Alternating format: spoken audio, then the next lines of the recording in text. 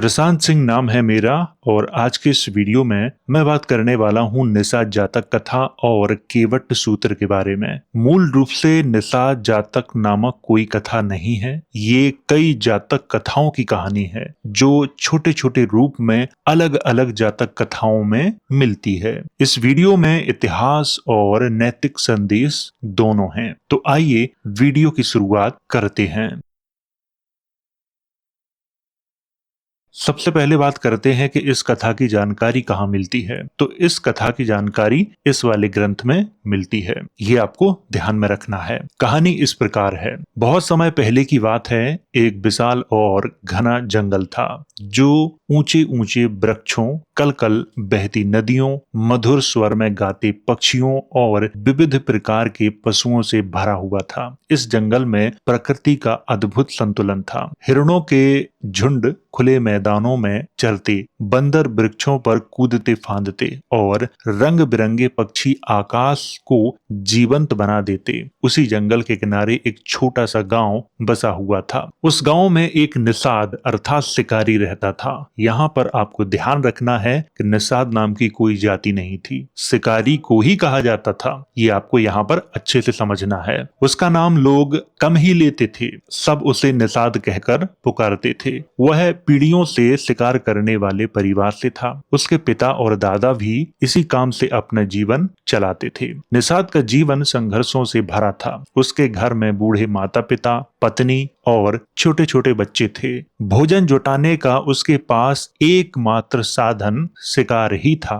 वह प्रतिदिन सुबह अपने धनुष बाण और जाल लेकर जंगल की ओर निकल जाता और शाम तक किसी न किसी जीव का शिकार करके लौटता। समय के साथ उसका हृदय कठोर हो गया। पहले पहल जब उसने किसी हिरण को घायल किया था तो उसके मन में करुणा जागी थी, परंतु बार बार के शिकार ने उसकी संवेदनाएं कुंद कर दी। अब उसे जानवरों की चीखें सुनाई नहीं देती थी, उनके बच्चों का विलाप दिखाई नहीं देता था। उसके लिए वे केवल भोजन और जीविका का साधन बन गए थे। उसी जंगल में एक अद्भुत स्वर्ण हिरण रहता था। उसका शरीर सुनहरी आभा से चमकता था, मानो सूर्य की किरणें उसके शरीर पर ठहर गई हों। उसकी आंखों में गहरी शांति और करुणा झलकती थी। वह साधारण हिरण नहीं था, बल्कि वह बोधिसत्व का रूप था जो इस वन के जीवों की रक्षा और मार्गदर्शन करता था। वन के सभी जीव उसका सम्मान करते थे।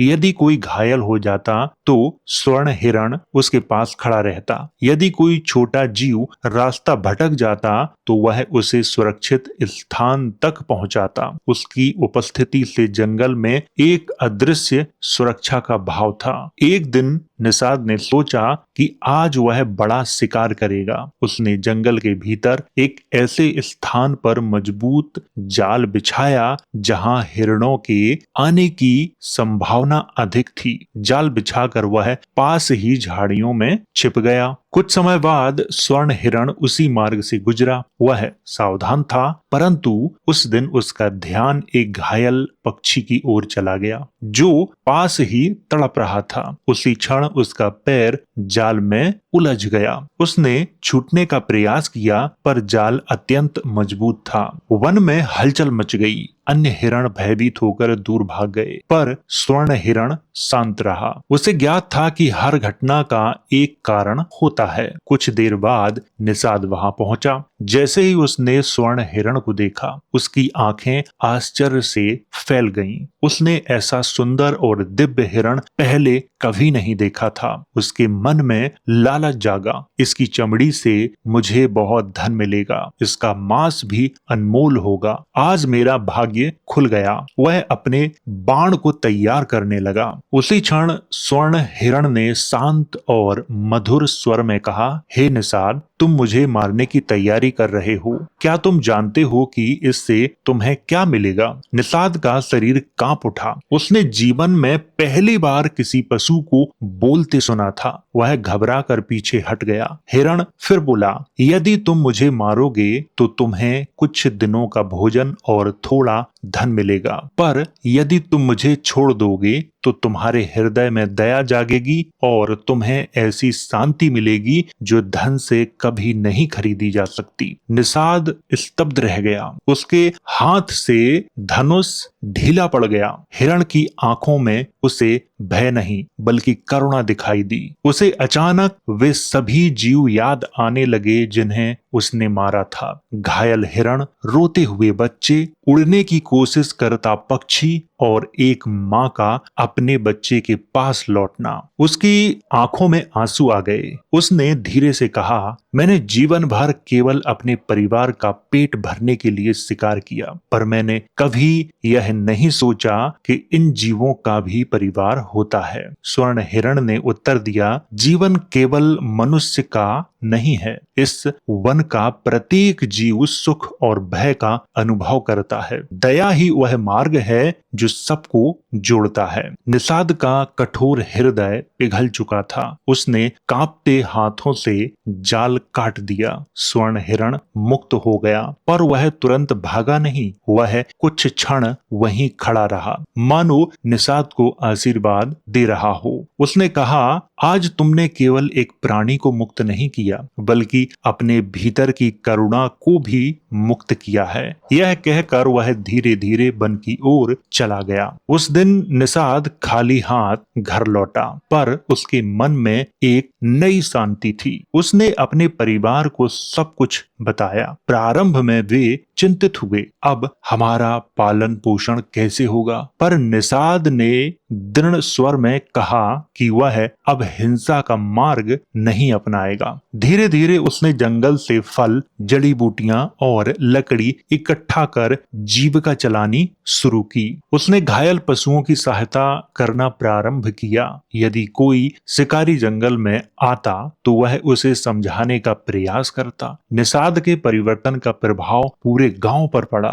लोगों ने देखा कि वह पहले से अधिक शांत और संतुष्ट है। उसने किसी से बैर नहीं रखा। धीरे धीरे अन्य लोगों ने भी शिकार कम कर दिया। जंगल में फिर से जीवन पनपने लगा। हिरणों के झुंड निडर होकर चरने लगे। पक्षियों का कलरव बढ़ गया और प्रकृति में संतुलन लौट आया। कई वर्षों बाद एक दिन निषाद ने उसी हिरण को फिर देखा। वह दूर से उसे निहारता रहा। हिरण ने उसकी ओर देखा, मानो पहचान लिया हो, और शांत दृष्टि से उसे आशीर्वाद दिया। निषाद के हृदय में कृतज्ञता भर गई। उसे समझ आया कि सच्चा धन धनुष बाण से नहीं बल्कि दया और करुणा से मिलता है। इस कहानी में दया और करुणा का एक संदेश दिया गया है। जो लोग हिंसा करते थे, पशुओं को मारते थे, उनके लिए ये संदेश था। इस संदेश को अच्छे से समझोगे तो आपको जरूर समझ में आएगा। यहाँ पर आपको एक बात और ध्यान में रखनी है जो बहुत जरूरी है। निषाद की यहाँ पर बात की गई है। निषाद नाम की कोई उस समय जाति नहीं थी, बल्कि शिकारियों के समूह को निषाद कहा जाता था। जो नाव चलाते थे, मछली पकड़ते थे, वो समुदाय अलग था। शिकार करने वाला समुदाय अलग था, और जो शिकार करता था उसी को निषाद कहा जाता था। ये आपको अच्छे से समझना है। तो ये थी कहानी हिरण और निषाद की, जिससे दया और करुणा का एक संदेश मिलता है। अब बात करते हैं केवट सूत की कथा के बारे में। इसके बारे में आपने जरूर सुना होगा। ये कथा कहाँ मिलती है? तो ये कथा मिलती है इस वाले ग्रंथ में, और इसी से ये कथा ली गई है। ये कथा बहुत बड़े रूप में मिलती है, लेकिन इसका संक्षिप्त रूप मैं आपको यहाँ पर समझा रहा हूँ कि इस कथा का जो मुख्य उद्देश्य है वो क्या है। कथा इस प्रकार है। बहुत समय पहले भगवान बुद्ध मगध राज्य के प्रसिद्ध नगर नालंदा में पावारिक के आम के बगीचे में ठहरे हुए थे। नालंदा उस समय अत्यंत समृद्ध, जनसंख्या से परिपूर्ण और सांस्कृतिक दृष्टि से उन्नत नगर था। वहां के लोग बुद्ध के प्रति अत्यधिक श्रद्धा रखते थे और उनके उपदेश सुनने के लिए उत्सुक रहते थे। इसी नगर में केवट नामक एक गृहस्थ रहता था। वह बुद्ध का श्रद्धालु था पर उसके मन में एक विचार बार बार उठता था, यदि बुद्ध या उनके भिक्षु कोई चमत्कार दिखाएं तो लोगों की श्रद्धा